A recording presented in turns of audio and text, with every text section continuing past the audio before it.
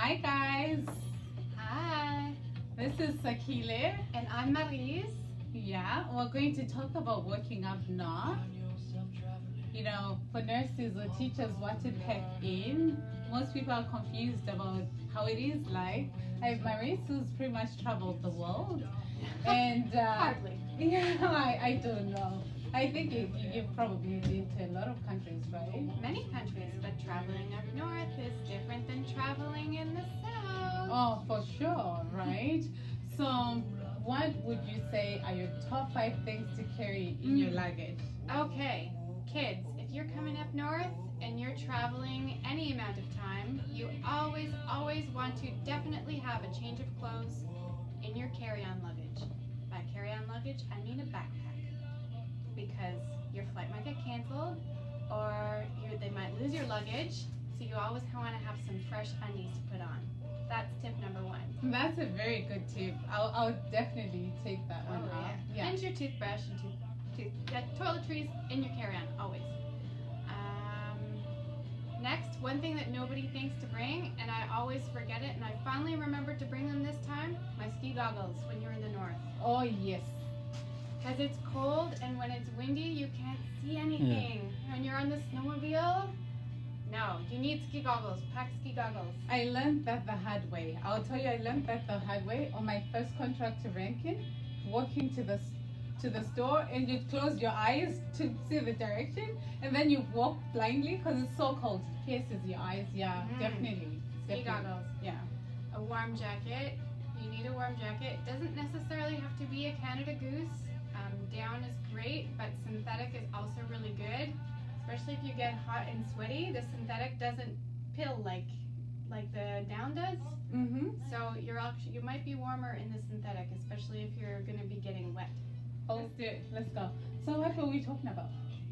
Things we pack, and you just reminded me. Sakila just got interrupted with a phone call. Yeah. If you're coming north, you might not have cellular service depending on where you're going. So yes. you need to look into that before you arrive in your community. So different cellular providers are available in some communities in the north, but some there's not. If there's not, then you're going to want to look into getting a modem so you can have internet access.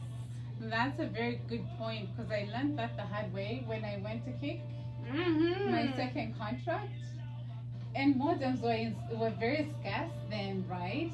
So, you know, you need to look into that before you leave. That's a very valid point. So what would you pack, like, in your bag? Oh, what else in my bag? Well, I bring my modem now. Yeah. I always pack a cooler. So some people don't use coolers. They'll use just like a Rubbermaid tote like that you get at Walmart. And when you come north, food's very expensive to buy in the grocery store. So it's always a good idea to bring up with you, if you're a meat eater, if you're a vegisaurus, then bring all your frozen vegetables. But if you eat meat, it's always good to pack some frozen bacon, any ground beef or chicken or what you like. But when you're in the community, one of the best treats you can get is find someone that goes fishing and get some Arctic char. Oh, definitely, yeah. I love Arctic char. I mean, when I say yeah, But definitely. yes, you'll want to pack all of your food, frozen foods, into a big container, and you'll check that at the airport. If you can put some dried goods in your pack luggage with maybe no more than 5 changes of clothes. Dry goods like oatmeal and lentils and rice, you'll want those. I've known some people that go ahead at home and make up Ziploc bags to make soup, so they'll put their celery and their cut carrots. Yeah. And then when they get here, they'll just make their soups, and they'll have a meal for a week. Yeah. That's a great tip. I'll add tissue to that. Yeah, tissue definitely. My reasoning to that would be because the $50 big bag of tissue, the Costco one costs like $50 at the store. So if you bring your own tissue, like I normally budget my when I used to work contracts, I'll budget my stuff, you know. So tissue would be budgeted for too. In the same thought as tissue and sort of products, you'll want to bring some Tide Pods up with you. Oh yes. Tide or your pod of choice. It doesn't have to be Tide. Yeah. Laundry soap's expensive. Oh, for sure. And if you bring the liquid detergent, that detergent could spill on your clothes, and that makes a mess. And it's heavier, so the pods are just tiny enough to just throw them in a bag and you're good to go. I think that's a valid point, Maurice. And obviously, don't forget your camera. Yeah, definitely. So if you had to rate things 1 to 5, Rate them. like, what's your number one thing in your bag? My number one thing in my bag, clean underwear. Okay, great. Clean set of clothes. And Number one. definitely, because up north you could get stuck anywhere from 2 to 3 days. Like, it's not even a joke. I know some people have been stuck in Iqaluit for a week. Yeah. At least in Iqaluit you can get some good food. It's expensive, but there's some decent restaurants that you can go out and have some snacks. So that's number one. Number two? Number two, well, my toothbrush and toothpaste, of course. Yeah. My number three are all of my frozen meats, for sure.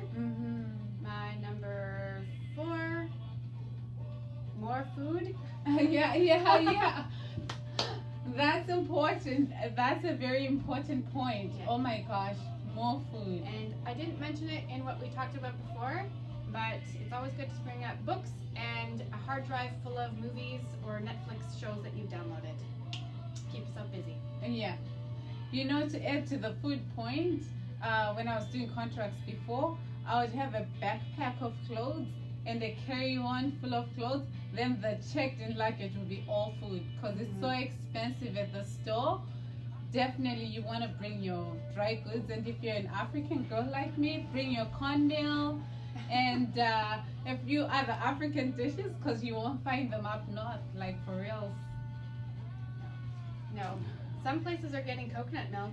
Oh, that's an improvement. That's an improvement. That's quite an improvement. In the one development we have had, you can now order a box of kale at the northern, at the co-op, and you only pay $40 for it. It has like 12 to 14 bunches of kale, which is great because kale is our staple food in Zimbabwe. So I need my kale. That's my favorite food. So we're at number 3. Oh, I thought we covered a whole bunch of them. Come on, Maurice. You need to give us something. Your modem. You need your modem. Yeah, definitely. For sure. Yeah. And your warm clothes. Yeah, definitely. Which boot would you recommend? Well, I splurged and purchased a pair of sealskin Chemics, and they are the warmest boots I've ever worn. So if you find a wonderful person that does a lot of seamstress, that is a seamstress and does sewing in the north, it's worth the splurge because they will be the warmest things on your feet, for sure. I'm a buffing girl.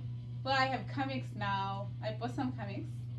But I'm a buffing girl too. So if you have a little bit of money, spend a little bit of money on buffins. That will keep you warm in the winter. Thank you so much, Maurice. You're welcome, Sakile.